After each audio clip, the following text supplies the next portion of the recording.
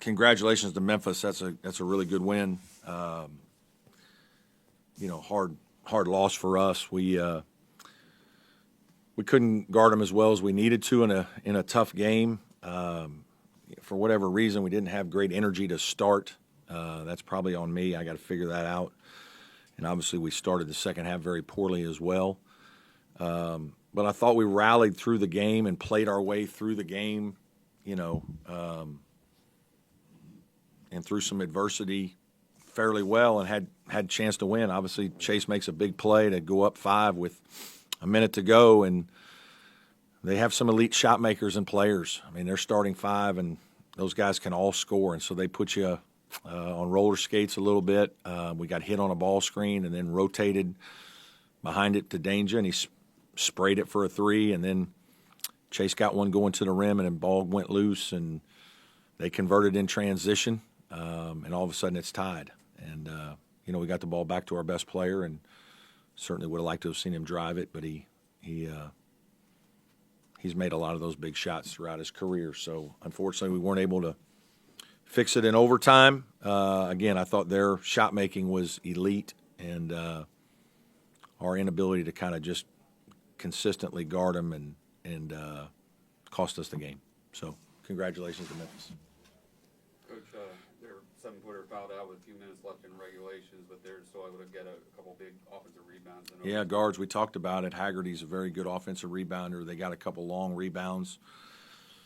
Some of those happen just chased down that are, more speed or whatever, more than technique. We did have a missed block out on one of them late that Haggerty got, and that was problematic. Those are things we talked about.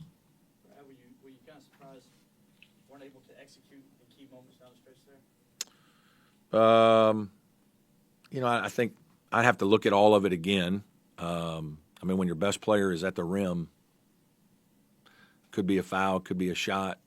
He could spray it out. Zachary was open for a spray out, but you're trusting your best player. We called a timeout and Chase got a wide open 3 with 15 seconds to tie the game. He missed it. There's no execution there. It's a missed shot. Those are both not execution. Those are decisions or shot making. Those are different than execution. There were certainly some things we could have done better down the stretch. We didn't do some of the things right. Defensively, we got hit too much on some screens, and that put us in 2-on-1 too much. And, again, elite shot makers, smart players too. They're very smart. They space you.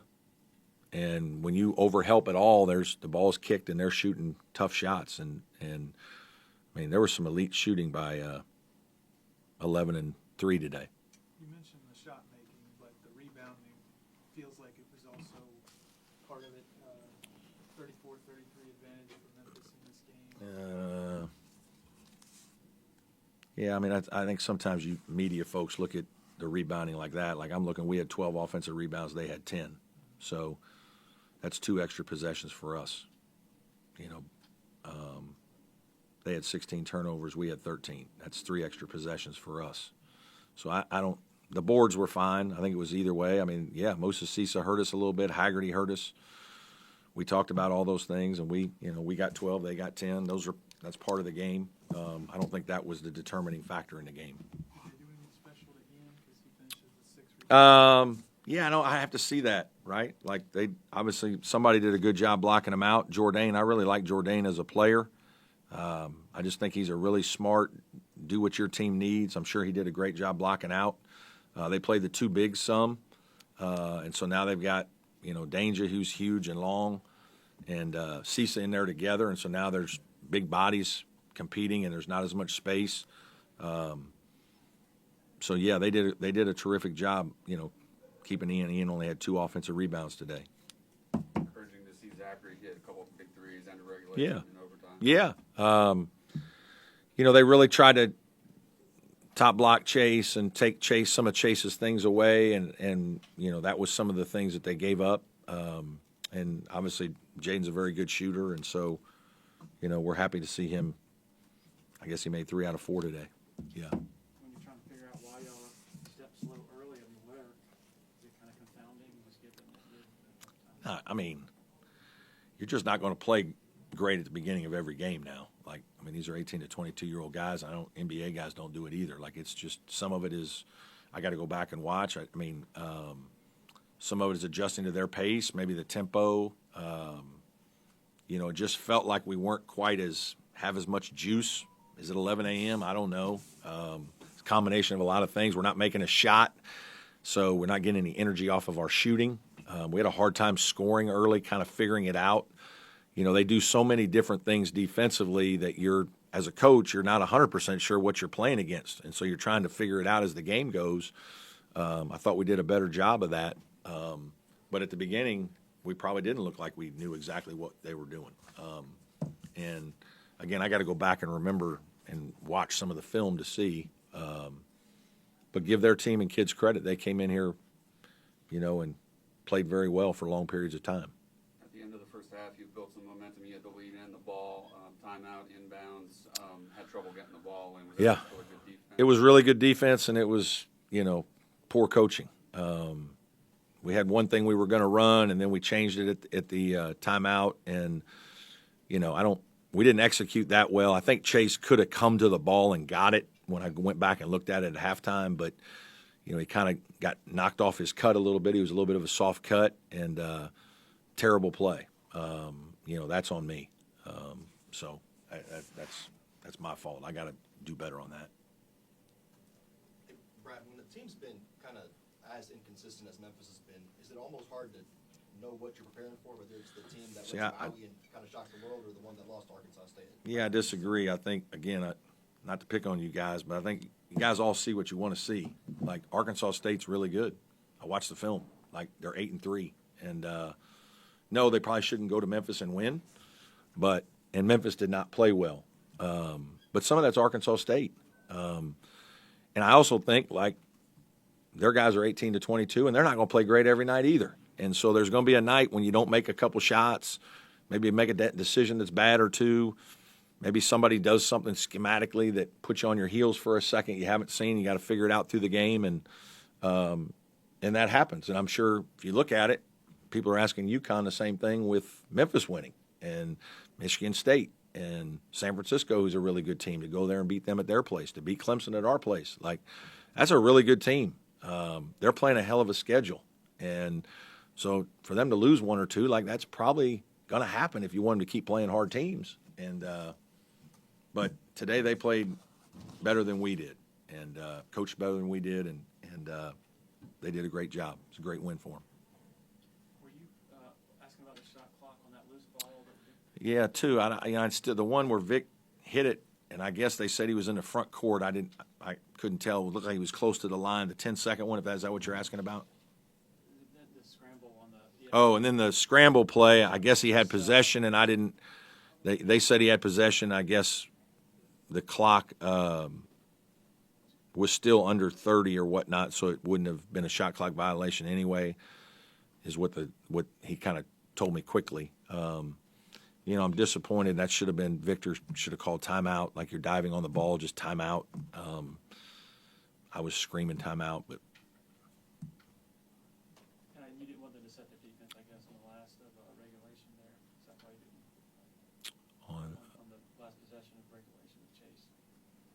Yeah, they were changing defenses all the time. It's like you call timeout, come to half. I mean, everybody thinks that's like you got a magic play over there all the time that's going to work. Like, our best player got the ball, dribbled to the three-point line, and shot it. In the overtime, and then in the other time, he got the ball and he's standing out there and can go by the guy, make a play, do what he wants. They would have probably doubled him. They would have played zone. They would have trapped the first pass. They weren't going to let us do what we wanted to do in that timeout. Believe me. So we just played, and I would love to have seen Chase drive it, but I'll live with his decisions. There are other guys that stepped up today, but you held Haggerty to 10 points in regulation. Was there a big emphasis on him going into the game? Yeah, but that's what's hard. I mean, there's an emphasis on Haggerty. There's an emphasis on Colby Rogers shooting. There's an emphasis on Tyrese Hunter shooting. There's an emphasis on Dane Danger one-on-one. I mean, those dudes they're all guys that can go get 25. Okay, we did a decent job on two, and two really hurt us. And, and that's why they're good. I mean, those are big time. They made some big time shots. I mean, under pressure, like they got to make it or the game's over. They make them, make them in overtime. I mean, there's a reason why they've beaten some of the teams they've beaten. They're very good, and their guys are confident players. What did they do in particular to keep Ian off the glass there? Somebody else kind of asked. I'm not 100% sure. Like, the defensive rebounding, that's the one that is, more curious as to why that was. I don't know if he was not around the rim as much. Maybe he's out guarding on the perimeter a little bit more, because usually he's going to get 8 or 10 defensive rebounds. He didn't today. He got 2 offensive, and I think some of it was they had 2 big guys in there for a while. I think Jourdain is a good player. I think he's a smart player. I think he probably did a good job blocking out. But I'd have to watch that to know all those things. Any more questions for Coach? It's the South Carolina game. Yeah, tough turnaround. Yeah. Schedule, how important is that game? Yeah, I mean, it's a big game, obviously, for a lot of reasons. It's the next game. It's a rivalry game. They're a good team. It's on the road.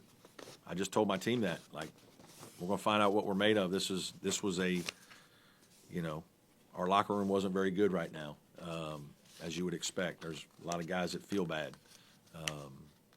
And now somehow you got to rally the troops. It's a little bit different than the Miami game, but that's what happens in basketball. You have these quick turnarounds with emotional highs or lows that follow, and you really don't have much time to, adjust. You got to get on with it. And, that'll be a real challenge for us, is to muster up the energy and enthusiasm and lick our wounds a little bit, and we're going to have to go play really good basketball. We're going to have to play well. You can't just compete. You're going to have to execute to win. It was an early tip today. Student body gone, but pretty good crowd anyway.